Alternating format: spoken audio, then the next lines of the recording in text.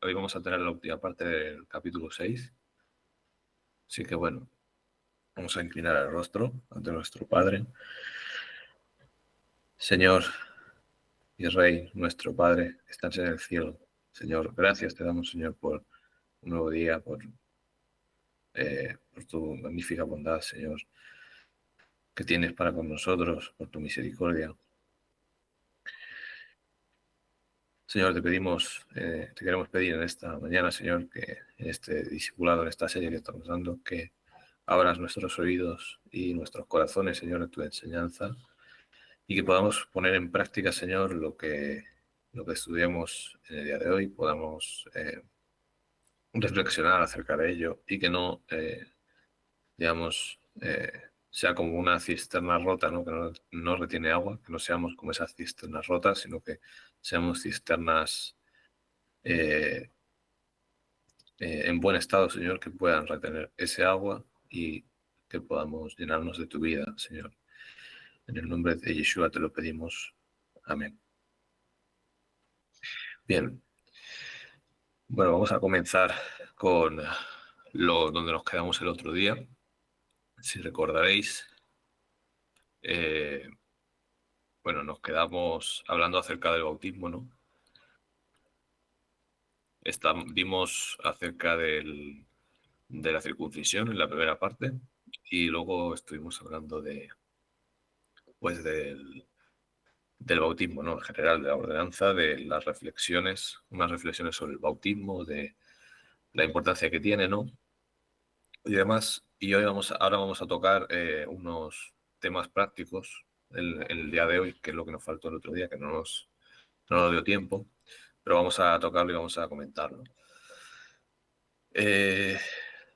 Dice, las siguientes consideraciones surgen de los principios teológicos discutidos anteriormente. Ya digo varias charlas, ¿no? De hecho, bueno, también a los que se bautizaron, ¿no? Les comentamos varias cosas, ¿no? Por la gracia de Dios, pues bueno. Pero aquí hay también detalles, ¿no? Que también se tienen que tener en cuenta, ¿no? Que están a la orden del día, por así decirlo. Obviamente cuando nosotros hablamos del bautismo a otros hermanos, a otros creyentes que están empezando, ¿no? Pues tenemos que hablarles sobre la naturaleza y su significado, ¿no? Que es algo que hemos hecho nosotros, eso es algo que tenemos que hacer siempre. Y sobre todo tener en cuenta también, ¿no? Que obviamente no somos salvos por o mediante el bautismo, es decir, no por bautizarte te salvas, ¿no? Que a lo mejor alguno en la antigüedad lo haya pensado así, bueno, en esta era cristiana, ¿no? Por así llamarlo. Tal vez alguno lo haya pensado así, pero realmente eso no funciona de esa manera, ¿no? Pero sí que es cierto que los cristianos o los creyentes que no se bautizan no son creyentes normales, o sea, son anormales. ¿Por qué? Pues porque lo normal es que se bauticen. Eso lo hemos hablado, ¿no? Lo normal es bautizarse. No bautizarse implica, pues, que no estás aceptando un mandato de Dios, definitivo, ¿no? El segundo punto, ¿no? Como colorario, solo las personas regeneradas califican para el bautismo. Y esto también es un punto importante, ¿no? Las personas que solicitan el bautismo deben dar una clara evidencia de que están caminando en la nueva vida. Es decir, no que simplemente lo hago por conformarme a la comunidad o simplemente para caer bien o para, digamos, tener aceptación social, ¿no? Por así decirlo, o aceptación dentro de la comunidad, sino porque realmente tú estás caminando en una nueva vida y tú estás dando ese testimonio de ello, ¿no? Cuando los costos personales de conversión son altos, como en muchos contextos misioneros, ¿no? El abuso de esta ordenanza rara vez ocurrirá, pero en las comunidades culturalmente cristianas, el bautismo puede usarse fácilmente como un boleto para la aceptación en la iglesia, ¿no? Local, ¿no? Eso sí que puede ocurrir en muchos contextos. A día de hoy eso ocurre, tristemente, ¿no? Que eh, algunas denominaciones pueden querer realizar conversiones masivas o bautismos masivos, ¿no? porque está enfocándose en los números y no en el discipulado, justamente, ¿no? De la Iglesia. Y eso es un error, ¿no? Esto crea una situación similar a la de los israelitas, muchos de los cuales afirmaron ser miembros de la comunidad de fe porque estaban circuncidados, pero daban poca evidencia de devoción a Hashem, ¿no? A Dios. Eso pasaba también con Israel en la antigüedad, ¿no? Eh, la inclusión de tales personas empaña las fronteras éticas y espirituales entre la Iglesia y el mundo, ¿no? Porque claro, entonces, si no están convertidos realmente, esa frontera o ese límite, esa separación, esa santificación de la comunidad, ¿no? Del pueblo de Dios, pues se elimina, ¿no? Digamos que se está difuminando. Y eso es grave porque eso significa que, como ya le ocurrió a Israel en el pasado, ¿no? Pues bueno, básicamente no les distingues el resto de las naciones, ¿no? Dejan de ser distinguidos y santificados por Dios. No son ya el pueblo santo, ¿no? Eso es lo que significa. De modo que se borraron las fronteras entre Israel y las naciones en gran parte de su historia. Y dice, fijaos, Moisés y Jeremías imaginaron el día en que se realizaría el ideal descrito en Deuteronomio 30, que ahora lo vamos a leer, que eso también tiene que ver con el Evangelio, ¿no? Se resolvería el problema de dos Israel, ¿vale? Ahora vamos a ver a lo que se refiere el autor, y los límites del Israel físico y espiritual serían los mismos, ¿vale? Vamos a ver a lo que se refiere. No vamos a entrar en temas de escatología ni nada de eso, porque es un tema para largo, pero sí que vamos a intentar entender lo que él se refiere. Y esto que dice, fijaos, Jesucristo estableció la iglesia como el nuevo Israel de Dios, ¿vale? Como he dicho, no vamos a entrar en ese tema, pero sí que vamos a entender este tema de los límites entre Israel físico y espiritual, ¿no? ¿Por qué? Porque los profetas hablaban de el remanente, ¿no? Eso lo sabemos, ¿no? Lo hemos estudiado.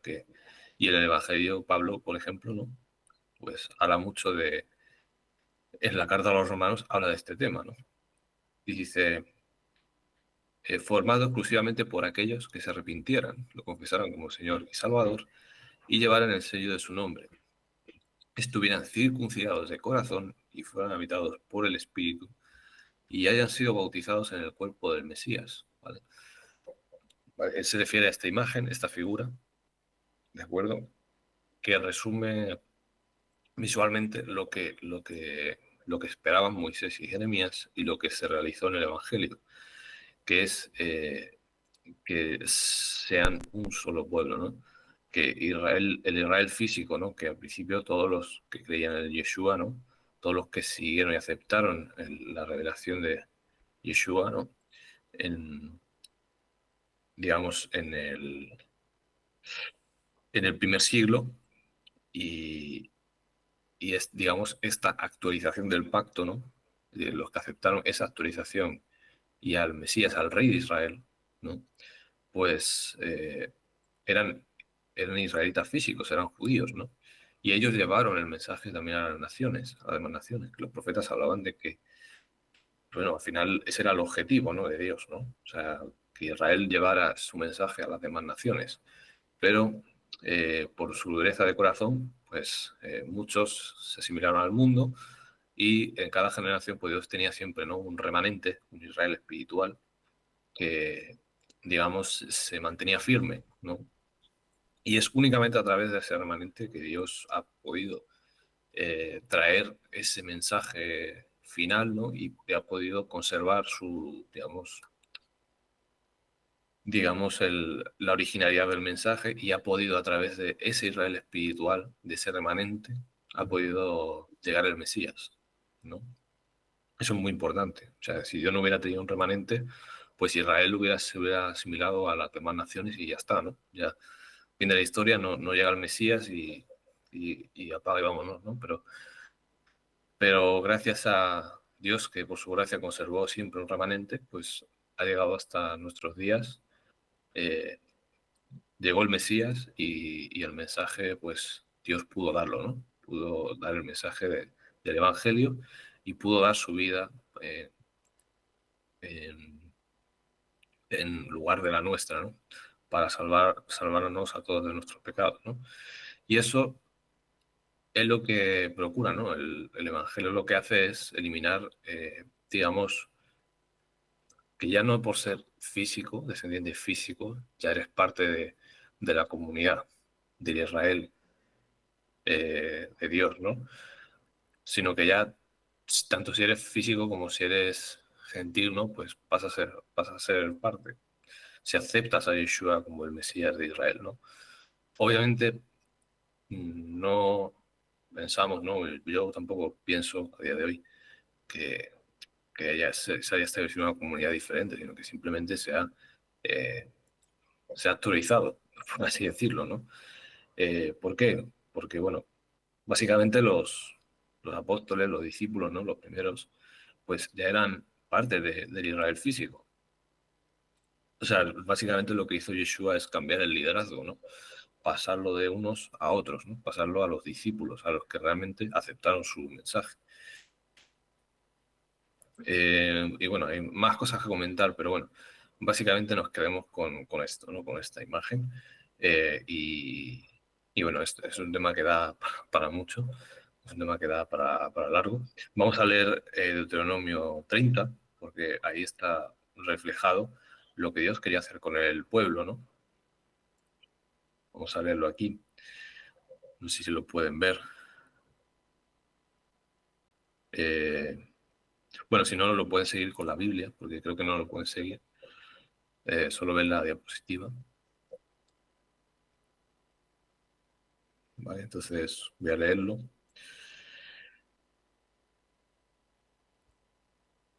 Dice así, cuando recibas todas estas bendiciones, ¿vale? Deuteronomio 30, cuando recibas todas estas bendiciones o sufras estas maldiciones de las que te he hablado y las recuerdes en cualquier nación por donde el Señor tu Dios te haya dispersado, y cuando tú y tus hijos se vuelvan al Señor tu Dios y lo obedezcan con todo el corazón y con todo el alma, ¿no?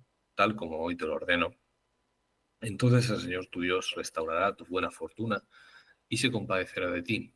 Volverá a reunirte de todas las naciones por donde te haya dispersado. Aunque te encuentres desterrado en el lugar más distante de la tierra, desde allá el Señor tu Dios te traerá de vuelta y volverá a reunirte, ¿no? Te hará volver a la tierra que perteneció a tus antepasados y tomarás posesión de ella. Te harás prosperar y tendrás más descendientes que lo que tuvieron tus antepasados, ¿no? Eh,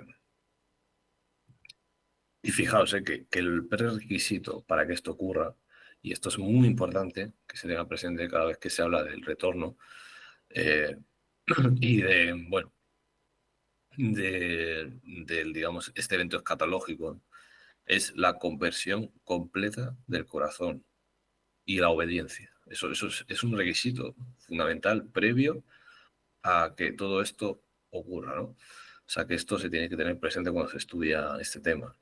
Dice, te hará volver a la tierra que perteneció a tus antepasados, ¿no? O sea, se refiere a la tierra de Israel, claramente. Tomarás posesión de ella, te hará prosperar y tendrás más descendientes de los que tuvieron tus antepasados. Señor tu Dios quitará lo pagano que haya en tu corazón y en el de tus descendientes, para que lo ames con todo tu corazón, con toda tu vida, con toda tu alma, y así tengas vida. Además, el Señor tu Dios hará que todas estas maldiciones caigan sobre tus enemigos, los cuales te odian y persiguen. Y tú volverás a obedecer al Señor y a cumplir todos sus mandamientos, tal como hoy te lo ordeno. Entonces el Señor tu Dios te bendecirá con mucha prosperidad en todo el trabajo de tus manos y en el fruto de tu vientre y en las crías de tu ganado y en las cosechas de tus campos. El Señor se complacerá de nuevo en tu bienestar, así como se gritó en la prosperidad de tus antepasados, siempre y cuando obedezcas al Señor tu Dios y cumplas sus mandamientos y preceptos escritos en este libro de la ley, y te vuelvas al Señor tu Dios con todo tu corazón y con toda tu alma, ¿no? Y ahora vamos a leer lo que dice, fijaos aquí en el versículo 11. Este mandamiento que hoy te ordeno obedecer no es superior a tus fuerzas ni está fuera de tu alcance. No está arriba en el cielo para que preguntes, ¿quién subirá al cielo por nosotros para que nos lo traiga y así podamos escucharlo y obedecerlo? Tampoco está más allá del océano para que preguntes, ¿quién cruzará por nosotros hasta el otro lado del océano, ¿no? En otras versiones dice abismo, para que nos lo traiga y así podamos escucharlo y obedecerlo.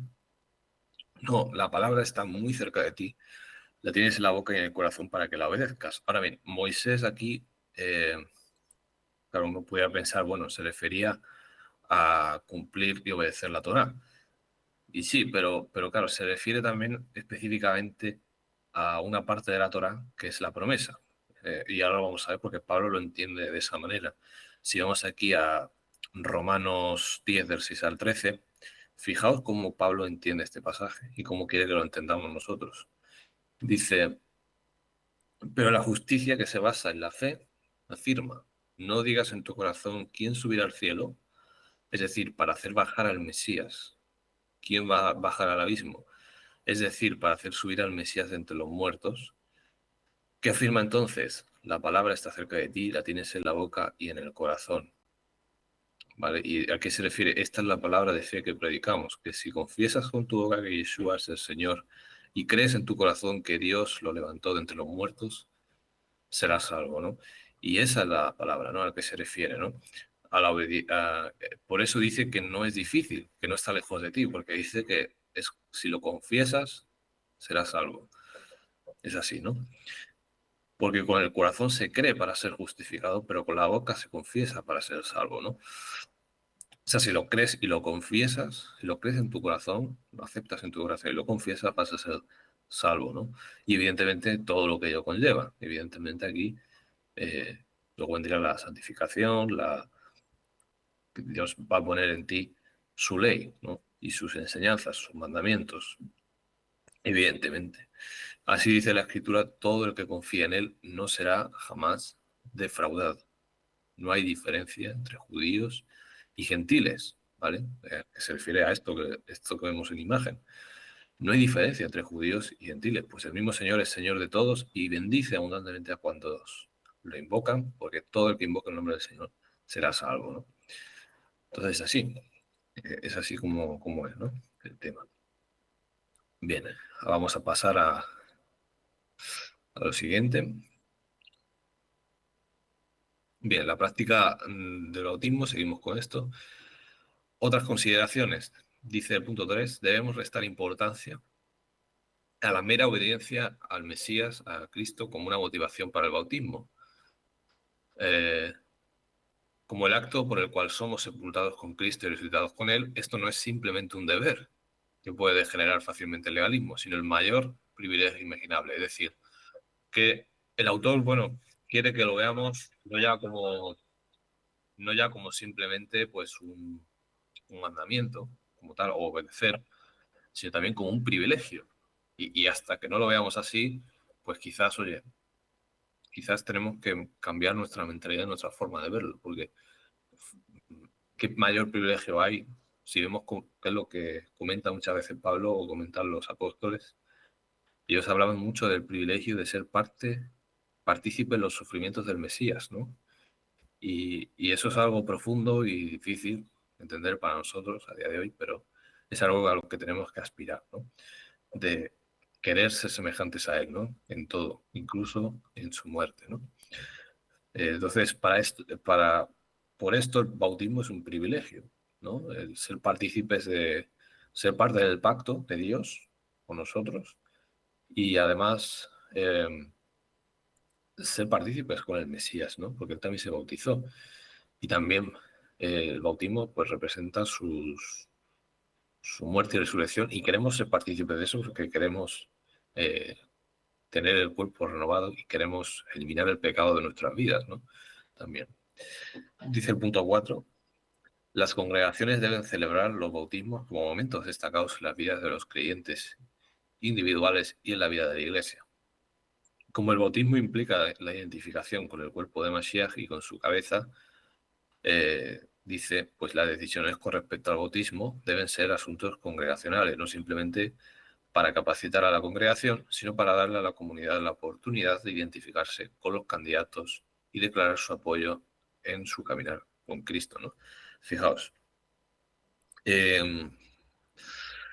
claro, nosotros no somos simplemente, no es un pacto solo con Dios, es un pacto también con la comunidad, o sea, formas parte de una comunidad, ¿no? Ya lo hemos hablado, ¿no? Esto es algo muy importante. ¿no? El verlo como un sentido corporativo y no solamente un sentido individual, ¿no? Porque ese sería un error. Si los bautismos deben realizarse en interiores o al aire libre sigue siendo una pregunta abierta. Si el propósito principal del bautismo es declarar públicamente el paso del reino de las tinieblas al reino de la luz como testimonio al mundo, pues es preferible un contexto al aire libre, ¿no? Esto ya es algo más práctico. El elegir si se hace dentro o al aire libre, pues obviamente el aire libre siempre va a ser mejor. Y en todos los ejemplos de las escrituras se hicieron al aire libre, ¿no? Entonces siempre va a ser mejor hacerlo así. Si el propósito principal es declarar la unión de uno con el cuerpo del Mesías, entonces el bautismo dentro o en el lugar de la reunión de la iglesia puede estar justificado. Al final los recursos y el clima pues pueden determinar el contexto, ¿no? Porque si hace mucho frío y el agua está súper helada, pues evidentemente no se va a poder hacer, ¿no? No se va a poder hacer, pero no, pues, los creyentes de Noruega o de los países escandinavos, por ejemplo, pues a lo mejor no lo pueden hacer ahí, lo tienen que hacer dentro, ¿no? Eso ya dependiendo del contexto. Bien, ahora vamos a pasar a la siguiente parte. Pasamos ya a lo que sería la cena del Señor, que es la última de las ordenanzas de este capítulo. Y lo llaman así, pero bueno, para nosotros sigue siendo el Pesaj, ¿no? La Pascua del Mesías, pero es una Pascua actualizada. Igual que hablamos del tema, bueno, del pacto que ha sido actualizado o renovado, o que ha sido mejorado, ¿no? Como lo habla la carta a los hebreos, ¿no? Y que se puede considerar incluso, que eso ya sería otro tema a hablar, ¿no? Pero que si es un nuevo pacto, pues esto, en este caso, lo entendemos más como una actualización. Yo por lo menos a día de hoy lo sigo viendo así, no lo veo como una institución completamente diferente o nueva, que mucha gente lo entendieron así. De hecho, la mayoría de cristianos entendieron que la cena del Señor como tal se podía hacer, pues, lo puedes hacer una vez a la semana, por ejemplo, ¿no? Y se desligó del significado original de Pesaj. Pero el autor aquí, y muy bien, me parece muy coherente, lo liga al Pesaj, a la Pascua, ¿no? Por lo menos en buena medida, ¿no? Y eso me parece que está bien porque es así, o sea, no puedes desligarlo. Si se hizo la cena con los discípulos, se hizo ya en Pesaj, ¿no? Pues no puedes, o un día antes de Pesaj, ¿no? Y en ese contexto, pues no puedes desligarlo de la ceremonia. Pero bueno, ahí está. Eh, vale, voy a echar un vistazo a ver si se sigue, vale, si se ve todo bien. Eh, dice, vamos a leer aquí. Dice, además del mandato de Yeshua de bautizar a los nuevos creyentes, Mateo 28-19, ¿no? Que ya lo leímos el último día, el Nuevo Testamento carece de prescripciones explícitas sobre cómo administrar la ordenanza del bautismo, ¿no? O sea, no hay una metodología clara de paso uno tal, paso dos, tienes que hacer esto, decir estas palabras. No existe eso, ¿no? Simplemente tenemos esos ejemplos de qué es lo que hacían, ¿no? Pero no está tan definido. Y dice, la situación es diferente para la cena del Señor, que se prescribe en 4 contextos y se interpreta teológicamente en un quinto, ¿no? Y presenta, dice, nos habla de una tabla, ¿no? Que presenta una vista de los textos. Bueno, vamos a leer Juan 6, 47 al 51 para introducirlo. Dice así, de cierto os digo, el que cree tiene vida eterna. Yo soy el pan de vida, ¿no? Ya está hablándonos pues, del pan, ¿no? Vuestros padres comieron el maná en el desierto y murieron. Este es el pan que desciende del cielo para que el que coma de él no muera. Yo soy el pan vivo que descendió del cielo. Si alguno come de este pan, vivirá para siempre. El pan que yo daré por la vida del mundo es mi carne, ¿no? Así lo dice el Mesías, ¿no? Y luego tenemos este otro texto que también es como, básicamente, claro, evidentemente lo que él está haciendo aquí, ¿no? De lo que él habla, porque lógicamente no habla de comen pan literalmente, sino que se refiere a su vida, ¿no? Le dice, el pan que yo daré por la vida del mundo es mi carne. Es decir, el pan y el vino pues, están representando aquí de forma simbólica la vida de Dios que da para salvarnos, ¿no? La vida de su propia vida, ¿no? Y sus enseñanzas. Y Yeshua les dijo, de cierto os digo que si no coméis la carne del Hijo del Hombre y bebéis su sangre, no tenéis vida en vosotros. El que come mi carne y bebe mi sangre tiene vida eterna, y yo lo resucitaré en el día final, ¿no? Porque mi carne es verdadera comida y mi sangre es verdadera bebida, ¿no? El que come mi carne y bebe mi sangre permanece en mí y yo en él. Así como me envió el Padre viviente y yo vivo por el Padre, de la misma manera que el que me come también vivirá por mí. Este es el pan que descendió del cielo, no como los padres que comieron y murieron. El que come de este pan vivirá para siempre, ¿no? Es una frase que resume, bueno, un poco rara para alguien que no esté, digamos, muy iniciado. De hecho, para los judíos seguramente les sonaría raro, pero para nosotros a día de hoy esto tiene mucho significado y muy profundo, ¿no? Y obviamente cada vez que nosotros hacemos la ceremonia de Pesach, ¿no? Pues eh, tenemos esto presente. O sea, estamos siendo partícipes de estamos recordando, ¿no? Su sacrificio, sus enseñanzas, ¿no? Y todo lo que ello implica, ¿no? Su muerte y su resurrección, ¿no? Sobre todo. Bien. Diferentes nombres que se usaron para esta ordenanza, ¿no? Dice, los protestantes se refieren a la ordenanza instituida por Yeshua con 4 designaciones principales. Dice, la cena del Señor, que iría con Deis, ¿no? ¿Vale? Esto, por supuesto, estos nombres son nombres que les dan los protestantes, ¿vale? Pero que son otros nombres que nosotros le podemos dar a la cena que hacemos nosotros, ¿no? Cada año. Eh, o sea, porque reúnen características, porque representan atributos o características de esta ceremonia, ¿no? Dice, esta designación, derivada de 1 Corintios 11:20, tiende a ser la expresión preferida de los círculos evangélicos. Al igual que otras expresiones, la cena del Señor resalta la naturaleza monerguista de la comida. Es instituida por el Señor, su naturaleza, significado y participantes están definidos por el Señor y los participantes comen con sus siervos privilegiados. Es así, ¿no? Es una ceremonia solemne. O sea, la cena de Pesaj, que nosotros le llamamos y nosotros la celebramos como tal, pues es una ceremonia solemne. Es una ceremonia eh, que tiene mayor solemnidad incluso que el propio bautismo, porque es ser partícipe de la muerte y el sufrimiento del Mesías, ¿no? Y del cuerpo de creyentes, ¿no?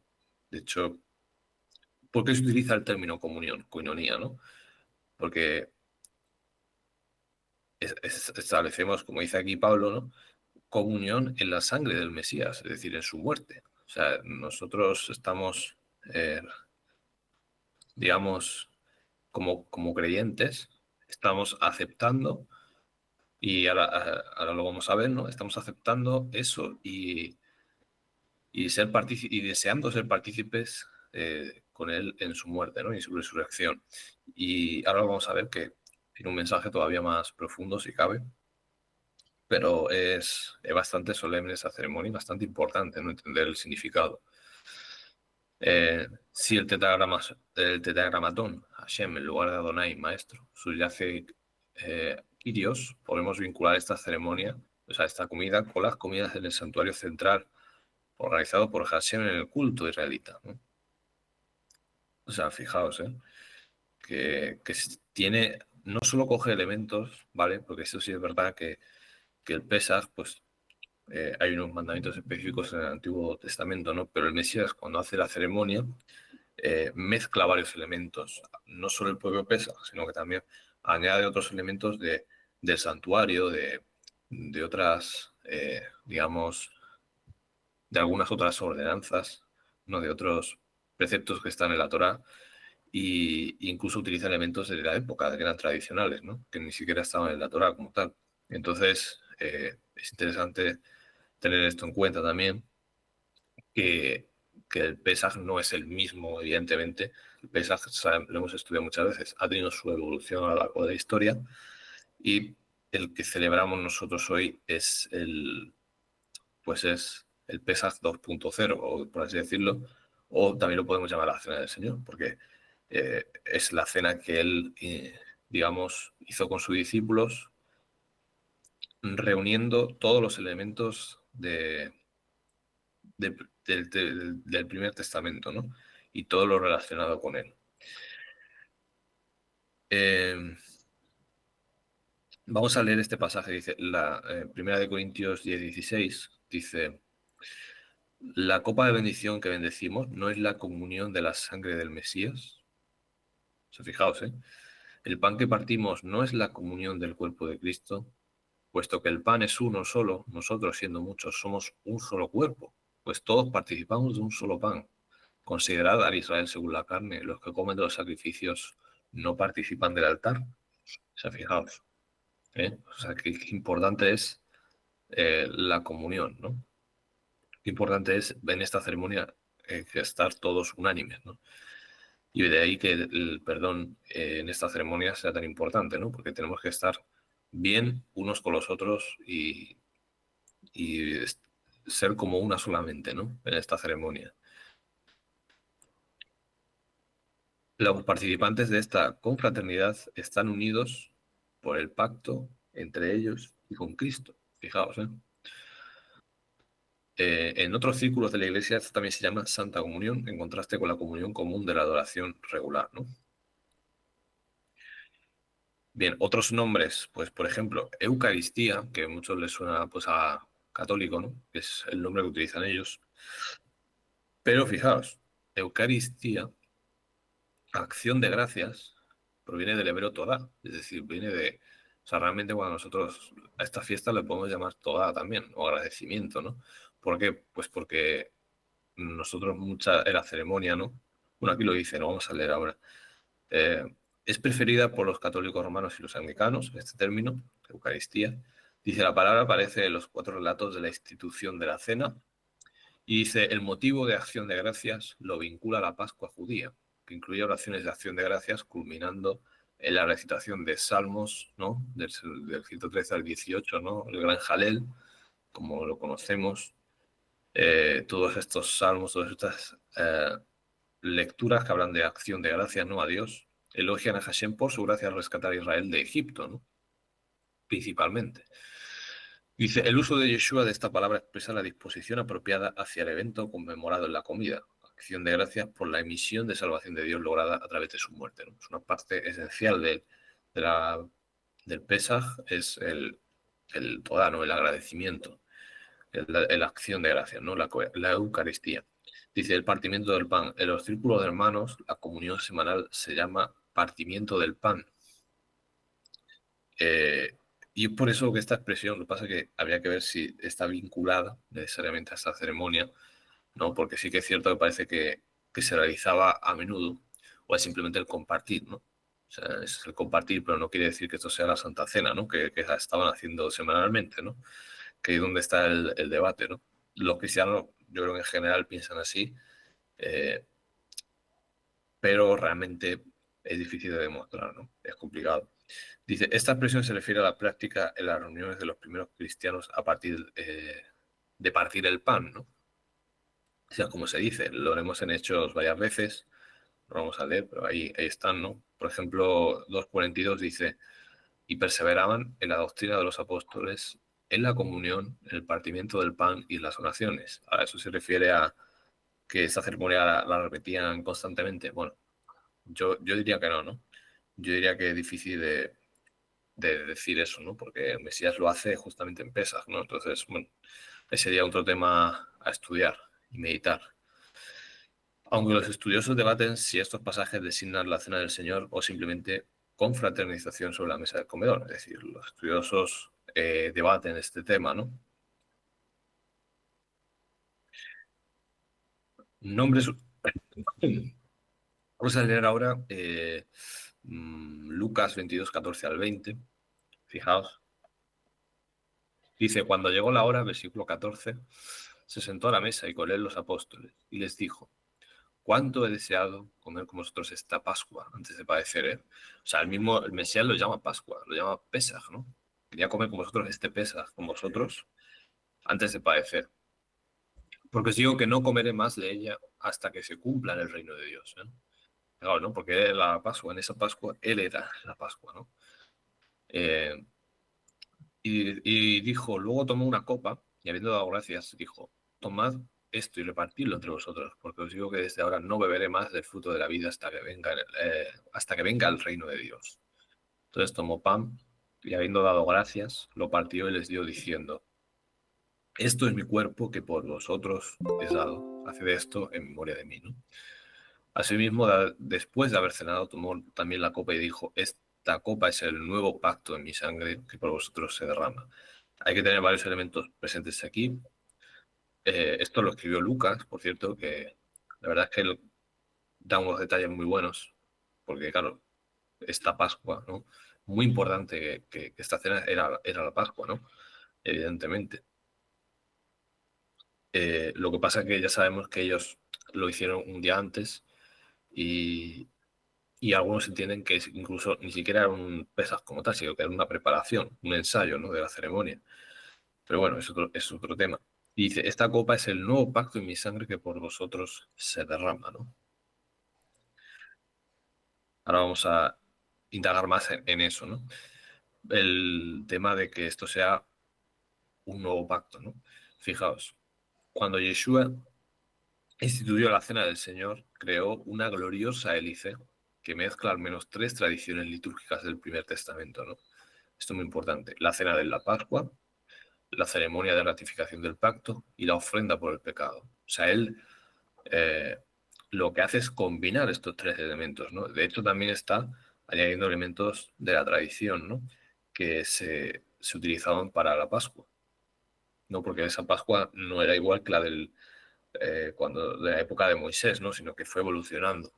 Y en la época del primer templo, pues tenían elementos como, por ejemplo, el vino, que ya estaba presente. Eh, por ejemplo, tenían el jaroset, tenían, bueno, el maror, las hierbas amargas sí que estaban, ¿no? Pero tenían diferentes elementos que no eran originales, ¿no? Y sin embargo, él los coge y los utiliza para esta ceremonia. Dice, el vínculo entre la Cena del Señor y la Pascua de Israel está firmemente establecido en los textos del Nuevo Testamento, ¿no? Es decir, no se puede desvincular como algunos cristianos pueden pensar, todo porque, por ejemplo, este autor pues, lo dice, ¿no? O sea que no se puede desligar una cosa de la otra, ¿no? Porque en esencia son la misma cosa. Está firmemente establecido, ¿no? Pablo no solo habla de Cristo como nuestra Pascua, ¿no? Nuestro Cordero, sino que cada uno de los evangelios sinópticos también señala que la institución de la Cena del Señor coincidió con la Pascua judía y la fiesta de los panes sin levadura. Jesús programó esta última comida con los discípulos antes de su crucifixión para señalar el cambio de épocas. La importante fiesta judía que celebraba la liberación de Israel de la esclavitud en Egipto, se transformaría en una nueva cena de Pascua. O sea, fijaos, aquí el autor pues, reconoce que sigue siendo Pascua, lo que pasa es que el Mesías le ha dado una vuelta de tuerca más, le ha dado un significado más profundo, ¿no? La importante fiesta de la Iglesia celebrando la liberación de los cristianos, de los creyentes en Yeshua, ¿no? De la liberación de la esclavitud del pecado y la muerte, ¿no? La liberación de esa esclavitud. Es un paso más allá de, de lo que era en sí la ceremonia, ¿no? Originalmente. La asociación de la Cena del Señor con la Pascua también puso de relieve el papel sustitutivo de Jesús. Debido a su muerte, no necesitamos morir, ¿no? Es otro punto interesante. Bien, aquí tenéis la hélice, ¿no? Podemos verlo como una misma columna vertebral, ¿no?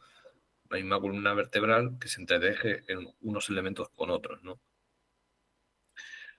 La ofrenda por el pecado, el Cordero Pascual y la ratificación del pacto. Y ahora vamos a ver eso de la ratificación del pacto porque es interesante, ¿no? Si bien el vínculo entre la Cena del Señor y la Pascua es universalmente reconocido, el significado de la frase mi sangre del pacto generalmente se pasa por alto. Y esto también es cierto, ¿no?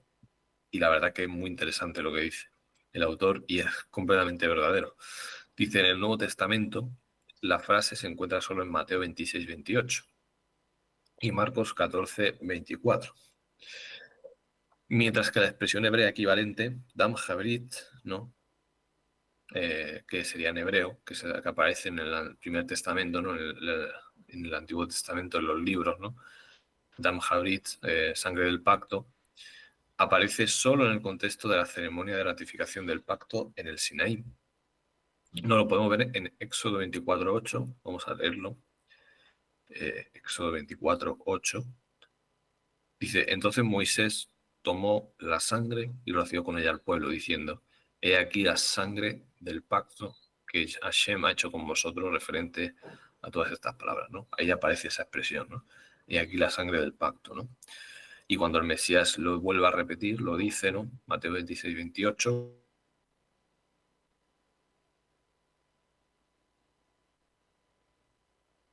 para el perdón de pecados para muchos. Es decir, estamos hablando de que es un pacto, y es muy interesante, porque si el primer pacto se ratificó con sangre, ¿no? En este caso de animales, pues ahora se ha ratificado con la sangre del Mesías, ¿no?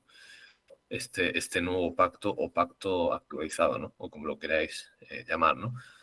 Se ha ratificado con la sangre de Yeshua.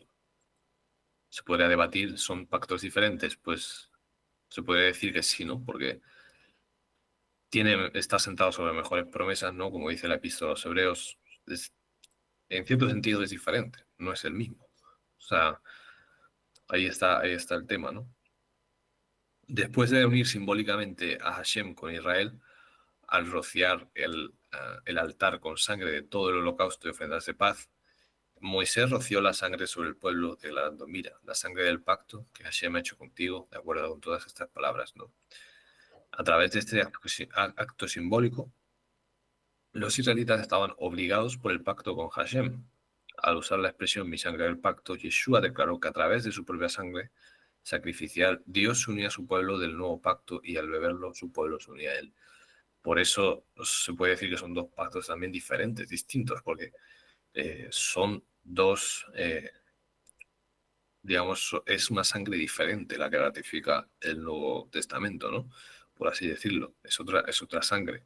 La sangre de Yeshua, la sangre divina, ¿no? La sangre de la deidad, ¿no? Su muerte, ¿no? Por lo tanto, como un ritual de pacto, participar en la cena del Señor significa no solo reclamar el privilegio de la relación de pacto, porque esto es importantísimo, ¿no? Que esto es que nosotros reclamamos ese privilegio, ¿no? Sino también comprometerse con la fidelidad de la voluntad de Dios. Es un compromiso también, ¿no? Al igual que el bautismo, pues es un compromiso, ¿no? Pues esto también lo es. Además de la Pascua anual, los israelitas celebraban su relación de pacto como comunidad cada vez que iban al santuario central para comer en la presencia de Dios. Esto también es muy interesante. Sin embargo, en la cena del Señor somos testigos de una transformación notable. Mientras que los israelitas traían sus ofrendas a Hashem, el anfitrión divino, y los comían en su presencia en la cena del Señor, el anfitrión divino se ofrece a sí mismo para nuestro alimento espiritual, ¿no? O sea, porque los israelitas hacían eso, comían en la presencia de Dios en el santuario. Pero aquí el Señor, que lo hemos leído, ¿no? En Juan 6, él mismo se ofrece como alimento para nosotros, ¿no? O sea, va un paso más allá, ¿no? Solo Mateo vincula la cena del Señor con las ofrendas por el pecado del primer testamento, lo cual hace agregando una pequeña frase. Este es mi sangre del pacto, que por muchos es derramada para el perdón de los pecados, ¿no? Como la declaración de Juan el Bautista, mira el Cordero de Dios que quita el pecado del mundo, ¿no? Esta edición presenta a Yeshua como ofrenda por el pecado y vincula la cena del Señor con Isaías 53, ¿no?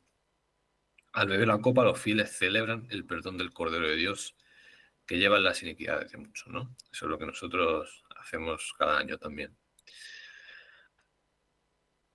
El significado, ¿no? Ya entrándonos al significado, habiendo examinado brevemente los antecedentes del Primer Testamento para la Cena del Señor, ahora podemos reflexionar sobre el significado de estas relaciones y sobre el significado teológico, ¿no? De esta ordenanza de la adoración. Primero, en la ordenanza de la Cena del Señor, los creyentes celebran la fundación de la Iglesia como el nuevo Israel de Dios. Bueno, otra vez más el tema, ¿no? ¿Que es nuevo o no es nuevo? bajo mi punto de vista, no tiene por qué ser nuevo. Simplemente va un paso más allá, ¿no? Concreta el objetivo que ya existía inicialmente, ¿no? Que era que Israel que fuera un pueblo espiritual y que fuera un reino de sacerdotes, ¿no? El Nuevo Testamento es claro en que el sacrificio de Mashiach termina el sistema levítico de rituales asociados con el tabernáculo y el templo. O sea, eso lo sabemos, ¿no? Hay muchos que piensan que se van a celebrar sacrificios en el futuro, pero no hay nada en el Nuevo Testamento que lo indique así, ¿no? Algunos lo aluden a los profetas, pero los profetas también aludían a esa finalización del sistema, ¿no? Del sistema levítico. Y la epístola a los hebreos pues es muy clara, ¿no? Que ya la estudiaremos, pero es muy clara y contundente en ese sentido, ¿no? De que ese sistema finalizó, ¿no? Y en Pesaj, pues precisamente, ¿no? Justamente en esta Pesaj del Mesías, cuando él dio su vida, pues eh, se cumplió todo lo que estaba escrito acerca de que esos sacrificios representaban, ¿no? Porque eran una sombra de lo que el Mesías iba a hacer, ¿no? Pero es otro tema también, ¿no? Para estudiarlo más adelante. Y sin embargo, de manera similar a la transformación de la circuncisión en bautismo, con la muerte de Mashiach, la Pascua se transforma en la Eucaristía. Eh, digamos que el Pesaj pues evoluciona, ¿no? Evoluciona y adquiere un significado más profundo pues, con el Mesías, ¿no? Mientras los israelitas conmemoraban su liberación de la esclavitud en Egipto con la fiesta anual de la Pascua, los cristianos celebran su liberación de la esclavitud del pecado y su constitución con el nuevo Israel de Dios repetidamente. Bueno, este autor pues tiene Daniel Bloch pues tiene su pensamiento, ¿no? Pero sí que reconoce, ¿no? Por lo menos que, hombre, el primer testamento, ¿no? Está vinculada a la ceremonia de la Pascua, ¿no? El Pesaj de Dios está vinculado con el primer testamento. No se puede ligar lo que hacemos nosotros, no lo que hizo el Mesías, ¿no? La cena del Señor, como la llaman ellos.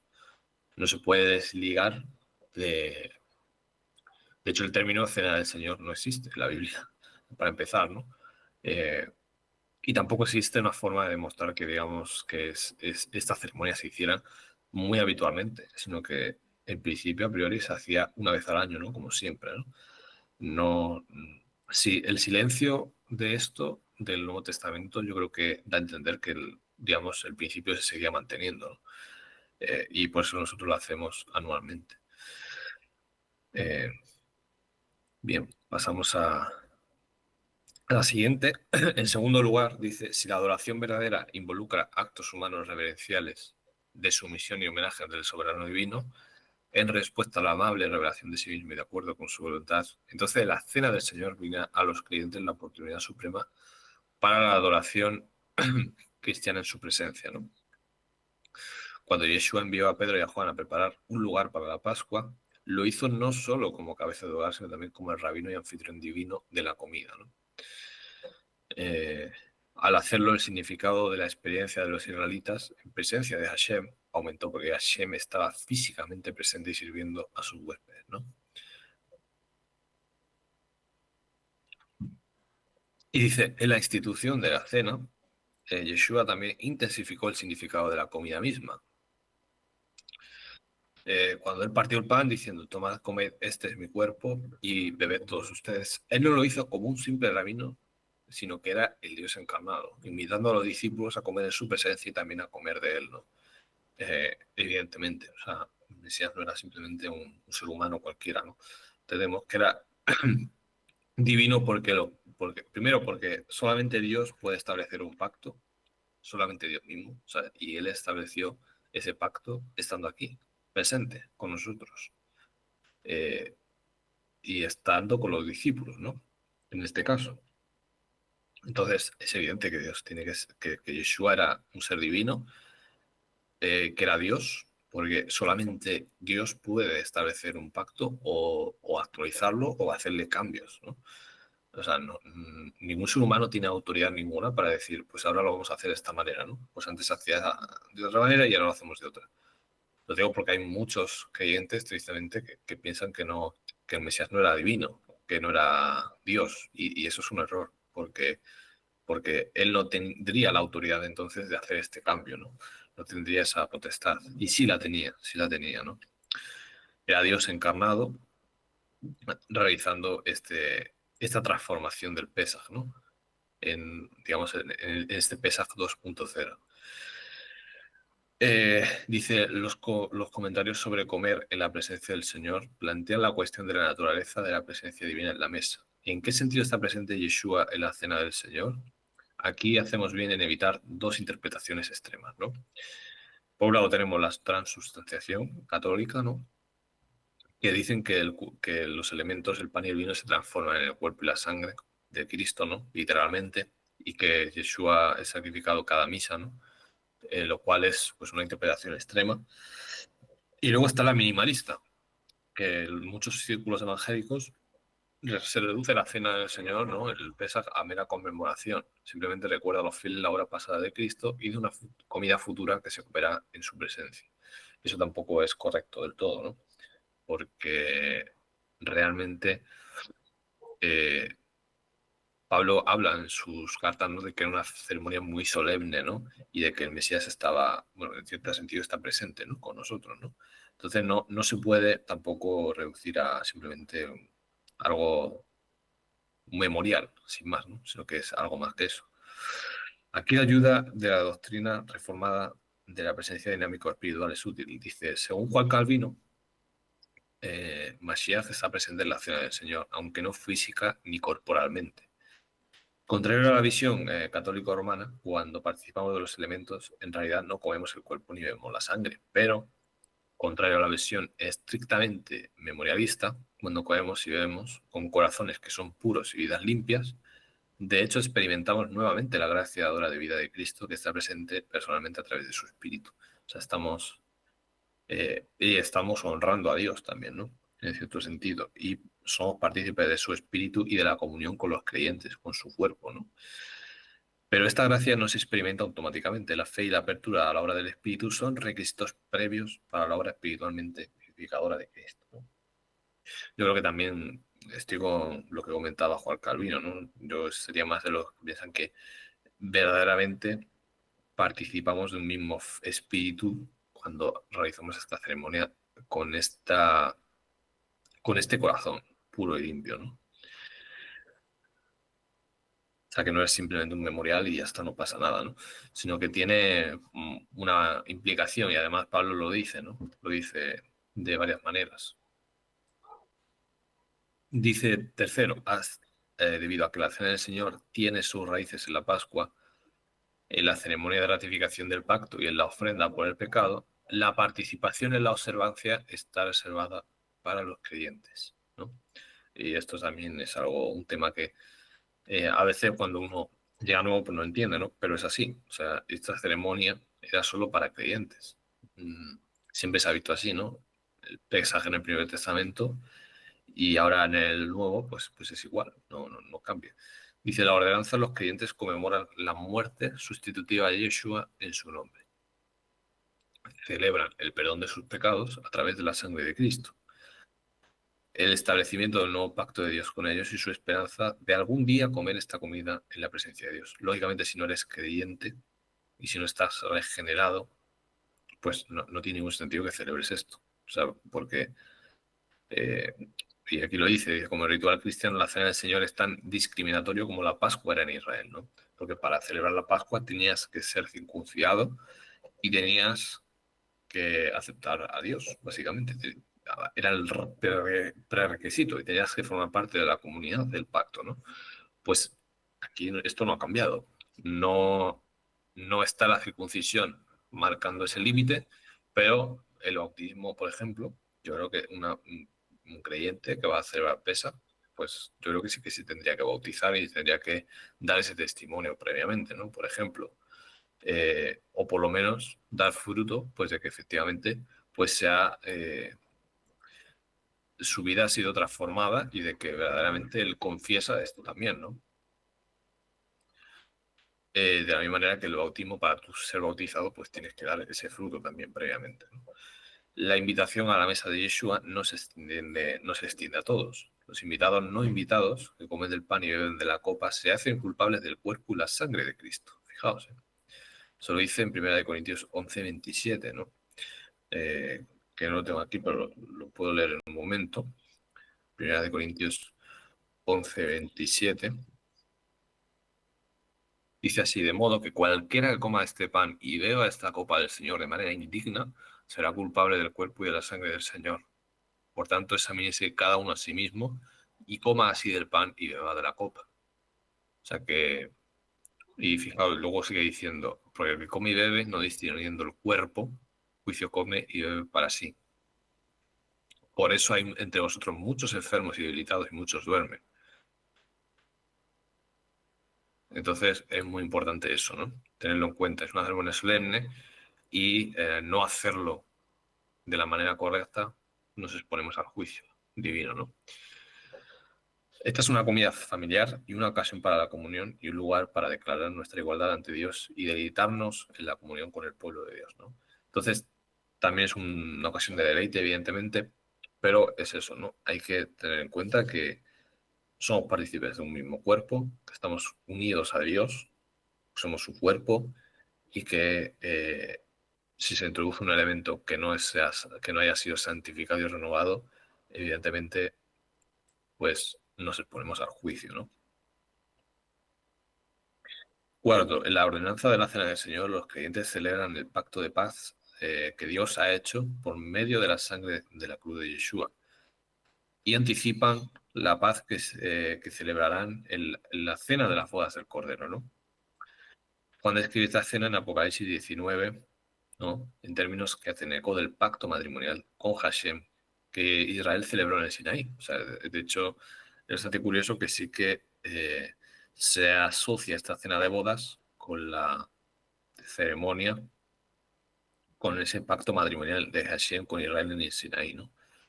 Vamos a leer Apocalipsis 19, versículo 7. Dice: gocémonos y alegrémonos y démosle gloria, porque han llegado las bodas del Cordero y su novia se ha preparado. Y a ella se le ha concedido que se vista de lino fino, resplandeciente y limpio, porque el lino fino son los actos justos de los santos. El ángel me dijo: escribe, bienaventurados los que han sido llamados a la cena de las bodas del Cordero, ¿no? Fijaos, me dijo además: estas son palabras verdaderas de Dios.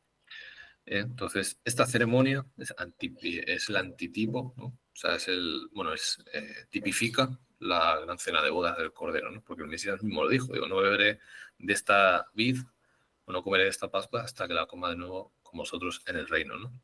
Eso lo dijo, ¿no? Y eso significa que Pesaj lo vamos a celebrar de una manera aún más completa cuando sea el reino venidero, ¿no? Cuando llegue a nosotros. Aquí os dejo una tabla que se resumen, por así decirlo, de manera comparativa, eh, el evento del Sinaí, ¿no? Ese pacto primigenio con el evento escatológico de la cena de bodas, ¿no? O sea, que es bastante interesante, ¿no? No nos vamos a detener en eso, porque cuando Dani habló el otro día también del matrimonio, ¿no? Pues también yo creo que comentó detalles y también lo vamos estudiando, ¿no? Porque como tiene que ver con el matrimonio, pues también se está tocando este tema. Pero es muy interesante cómo se comparan ambas escenas, ¿no? Eh, bien, estamos ya cerca de terminar. Dice: así como Israel comió y bebió en la presencia de Dios para celebrar el Shalom que Dios había provisto a través del pacto matrimonial en el Sinaí, así esperamos comer y beber en la presencia de Dios en la cena de bodas del Cordero, ¿no? Este sería el resumen de lo que hemos leído, ¿no? De la misma manera, pues, que Israel comió y bebió en la presencia de Dios, pues en la antigüedad, pues ahora nosotros esperamos comer y beber en su presencia en la cena de bodas del Cordero. Y cuando hacemos el Pesa, cuando hacemos la cena del Señor en esta fecha, pues estamos anhelando que eso se produzca, ¿no? En un futuro próximo. Quinto, aunque 1 Corintios 11 resalta la gravedad de la participación en la cena del Señor, que hemos leído, llamando a los fieles a que se examinen a sí mismos. Esta comida es una Eucaristía, una ocasión para dar gracias. Este tono se refleja claramente en el Didache, ¿no? Digamos, este documento antiguo que se hace un llamado a la acción de gracias respecto a esta ceremonia. Con respecto a la Eucaristía, den gracias de la siguiente manera. Primero, con respecto a la copa. Te damos gracias, Padre nuestro, por la santa vida de David, tu siervo, que nos has dado a conocer por medio de Jesús, tu siervo. A ti sea la gloria por siempre. Y con respecto al partimiento del pan, dicen, te damos gracias, Padre nuestro, por la vida y el conocimiento que nos has dado a conocer por medio de Yeshua, tu siervo. A ti sea la gloria para siempre. Y aquí nos está dando el significado también de los elementos, ¿no? Nos habla de la copa, del vino, ¿no? De lo que significa y de lo que significa el pan, ¿no? Que significa, pues, experimentar, ¿no? Ser partícipe de la sabiduría de Dios, ¿no? Y la copa, pues, pues de la vida del Mesías, ¿no? De la propia vida de él, ¿no? Después de advertir contra la participación de los incrédulos, el autor sigue un paradigma saludable, llamando a un elogio más general, ¿no? O sea, en la propia DH se hace esa advertencia, ¿no? De que no deben de participar. No es como, por ejemplo, la ceremonia de Sukkot, que sería como más abierta para que todos pues invitan a vecinos y demás, ¿no? Esto es diferente, ¿no? Esto es una ceremonia solemne y más privada. Y después de haber tenido suficiente, da la gracia de la siguiente manera. Te damos gracias, Santo Padre, por tu santo nombre que has hecho habitar en nuestros corazones y por el conocimiento, la fe y la inmortalidad que nos has dado a conocer por Jesús, por Yeshua, tu siervo. A ti sea la gloria por siempre. Tú, el Maestro Todopoderoso, creaste todas las cosas por amor a tu nombre y les diste comida y bebida a los humanos para que las disfruten, para que puedan agradecerte. Pero a nosotros nos has dado generosamente comida y bebida espiritual y vida eterna por medio de tu siervo. Sobre todo te damos gracias porque eres poderoso. A ti sea la gloria por siempre. Recuerda tu iglesia, Señor, para librarla de todo mal y hacerla perfecta en tu amor. Y de los cuatro vientos reúna a la iglesia santa en tu reino que tú has preparado para ella, porque tuyo es el poder y la gloria para siempre, ¿no? Y terminan diciendo que la gracia venga, que este mundo pase, hosana al Dios de David, si alguno es santo que venga, si alguien no lo es, que se arrepienta, ¿no? Fijaos qué curioso. Maranata, ¿no? O sea, Señor, ven pronto, amén. Es lo que dice, ¿no? Bastante bonito, ¿no? Esta didache, ¿no? Didache, como se lee.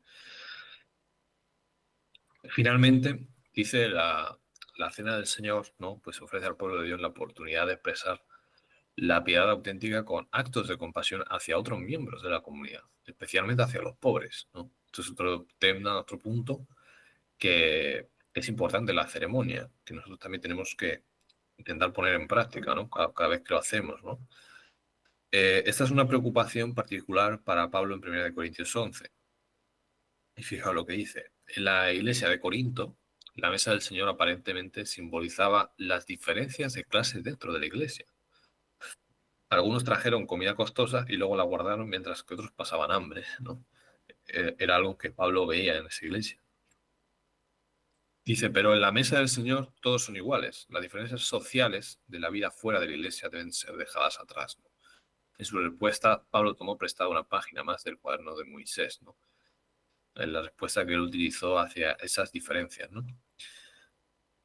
Dice, en Deuteronomio, Moisés había pedido reiteradamente a los jefes de familia que invitaran a las viudas marginadas, específicamente a los huérfanos, a los extranjeros y a los levitas, a acompañar a la familia al santuario central, ¿no? Pues leemos, por ejemplo, aquí en Deuteronomio 14, 28 y 29, ¿no? Hablando del diezmo, ¿no? Al final de cada 3 años se hacía esto. Dice, al final de cada 3 años sacarás todo el diezmo de tus productos de aquel año y lo guardarás en tus ciudades. Entonces vendrán el levita, que no tiene parte ni heredad contigo, el forastero, el huérfano y la viuda que haya en tus ciudades. Ellos comerán y se saciarán para que Hashem, tu Dios, te bendiga en toda obra que hagas con tus manos, ¿no? Fijaos, ¿eh?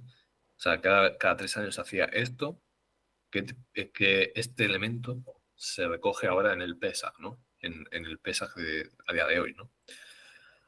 sea que fijaos qué interesante, ¿no? La membresía en la comunidad del pacto está marcada por el amor a Dios y a los demás creyentes, demostrado en acciones que sirven para su bienestar. Entonces, Pablo está cogiendo este elemento, que era cada 3 años, que se hacía cuando, pues cuando terminaba el año agrícola, ¿no? Y se hacía esto, comían y saciaban todos los pobres, ¿no? Junto con los levitas también, ¿no? Entonces, esto también tenerlo presente, ¿no? Dice, celebrando la Cena del Señor hoy, ¿no? Dice, habiendo explorado la institución de la Cena del Señor, sus orígenes y su significado, ¿cómo podría afectar esta teología la forma en que celebramos la ordenanza? Pues bien, dice, para empezar, reconocemos que ningún acto de adoración colectiva es más importante que la comunión en la mesa del Señor, ¿no? Comer el pan y beber la copa en conmemoración de la gracia de Dios en Yeshua. Esta es la ceremonia más solemne de todas, ¿no? De las que nosotros somos partícipes, ¿no? El Nuevo Testamento ofrece pocas prescripciones para el culto cristiano corporativo, ¿no? O sea, no hay... eh, dice, no nos dice que nos reunamos los domingos por la mañana, que comencemos nuestro servicio con una canción, que escuchemos sermones. Bueno, él lo liga al culto de creyentes, ¿no? Porque los cristianos a día de hoy pues entienden que es una ceremonia que se puede realizar eh, a discreción de la propia comunidad, pero nosotros pensamos que sigue siendo el Pesaj, o sea, no hay por qué celebrarlo más de una vez al año. O sea, de hecho es una ceremonia tan solemne que yo pienso que tiene que seguir viéndose de esa manera, ¿no? Y, y bueno, como él dice, pues no hay prescripciones de cuántas veces se tiene que celebrar ni nada de eso, porque se ha dado por hecho yo pienso que se ha dado por hecho que se tenía que hacer anualmente, ¿no? Como se tenía haciendo, pero con una perspectiva totalmente diferente, ¿no? Ya dentro del nuevo pacto, evidentemente. Pero bueno, es otro tema que también se puede ir profundizando más y ver, pues, y qué pensamientos hay acerca de ello, ¿no? Sin embargo, sí prescribe la participación regular de los creyentes en la cena del Señor. Es decir, sí que se prescribe que esto se tiene que hacer, ¿no? Evidentemente. Debido a que Yeshua nos invita a comer en su mesa hasta que Él venga, ¿no? Hacemos bien en destacar la participación en la mesa como la expresión más importante del culto, ¿no? Cristiano, ¿no? Es la ceremonia más solemne, ¿no? Como hemos dicho varias veces. Cuando las personas se convierten y bautizan en el nombre de Cristo y la Iglesia, su mayor deleite debe ser el compañerismo en la mesa del Señor, ¿no? El Pesaj de Dios es digamos, la ceremonia más solemne, ¿no? Y la más importante de todas, ¿no? Esta fiesta, ¿no? Esta fiesta de las Escrituras. No es una fiesta cualquiera, ¿no? Es la fiesta más importante, ¿no? Eh, Podemos decir, bueno, el más importante, Yom Kippur o Pesach, bueno, las dos más importantes, ¿no? Para que no nos... Porque alguien puede pensar que es más importante, por ejemplo, el Yom Kippur o el Sukkot. Bueno, digamos que de todas las ceremonias, ¿no? Que se hace una cena, por así decirlo, esta es la más importante, por ejemplo. Y yo diría que es más importante incluso que Sukkot, esta ceremonia, por ejemplo. Eso sí que lo podría afirmar. Dice, la cena del Señor es el ritual definitivo de la comunidad cristiana, ¿no? De acuerdo con su función como comida familiar, se deben hacer todos los esfuerzos para que esto sea una relación íntima. Aunque debemos preservar una dignidad apropiada por un evento que lleva el título, la cena del Señor, la dignidad y la intimidad no tienen que ser contradictorias. Dada que nuestros santuarios formales tienden a inhibir la atmósfera de la reunión original en una sala prestada, las iglesias pueden considerar retirarse ocasionalmente a la sala de confraternidad para la ordenanza. Esto podría alentar el intercambio de las escrituras, ¿no? Es lo que hacemos nosotros, hacer un encuentro, nos retiramos a un lugar donde podemos pasar más tiempo juntos, intercambiar las escrituras, dedicarnos a la oración, al canto, todo centrado en Cristo y su obra, ¿no? Es lo que intentamos hacer nosotros.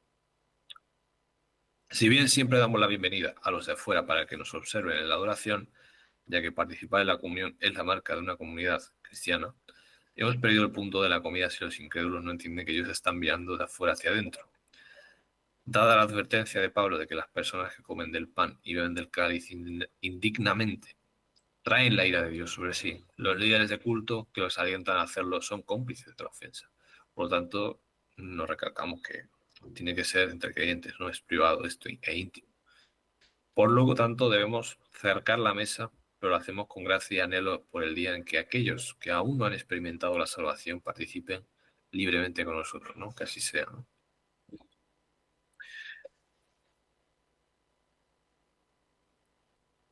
Estamos ya acabando. Sí. Ya no me queda solamente una diapositiva. Dice, de acuerdo con el carácter profundamente teológico de la Cena del Señor, debemos aprovechar la ordenanza como una ocasión para la instrucción. Esto es muy importante, que es lo que intentamos hacer también, ¿no? Año tras año. Dice, no solo brinda una excelente oportunidad para resaltar los vínculos entre la adoración del Primer Testamento y la comida, porque pesa que es un recuerdo también del Éxodo, muy importante también, aprovechar eso para recordarlo, sino que la participación regular también mantiene vivo el recuerdo de nuestro pasado pecaminoso y la maravillosa gracia de Dios en Cristo, en Yeshua, ¿no? Entonces, muy importante, ¿no? En el Primer Testamento, Hashem se presenta repetidamente a sí mismo con Yo soy Hashem, que te sacó de la tierra de Egipto, de la casa de esclavitud, ¿no? Y en la Eucaristía, Dios se presenta como Yo soy Jesús, el Mesías, que te redimió de la esclavitud del pecado. O sea, ahí es evidente que forma una misma columna vertebral, ¿no? Y esto es la esencia del Evangelio, como dice el autor, ¿no? Finalmente, ya para terminar, dado que la Cena del Señor es una comida familiar y dado que el bautismo es el rito por el cual los creyentes son iniciados en la familia, la participación en la Cena del Señor debe estar vinculada con el bautismo, ¿no? Porque lo hemos dicho, que están muy ligados, ¿no? Eh, por esta razón, los candidatos al bautismo deben esperar con anticipación y emoción a su primera comunión, ¿no? Su primer Pesaj.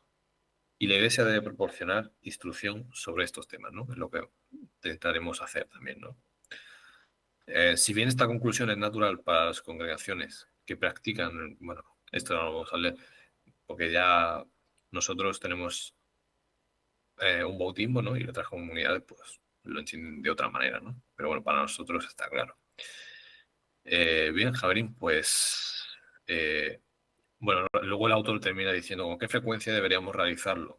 Ya lo hemos respondido, nosotros pensamos que se tiene que hacer anualmente, en el día de Pesaj, en esas fechas. Y luego, pues, hay quienes piensan que se tenían que hacer más a menudo, pero bueno, nosotros lo pensamos así, ¿no? Y terminó diciendo, pues, bueno, que debido al silencio que presenta el Nuevo Testamento respecto a la frecuencia de la ceremonia, sería lo más prudente asumir que sería un Pesaj anual, ¿no? De la misma manera que el Señor usó esta misma fecha para la realización de la ceremonia, ¿no? Entonces, bueno, lo vamos a dejar aquí, Javerín.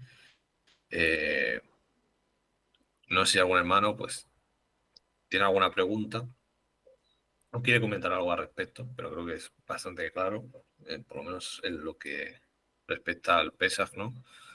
Que la solemnidad de la ceremonia, ¿no? No sé si alguien quiere comentar algo.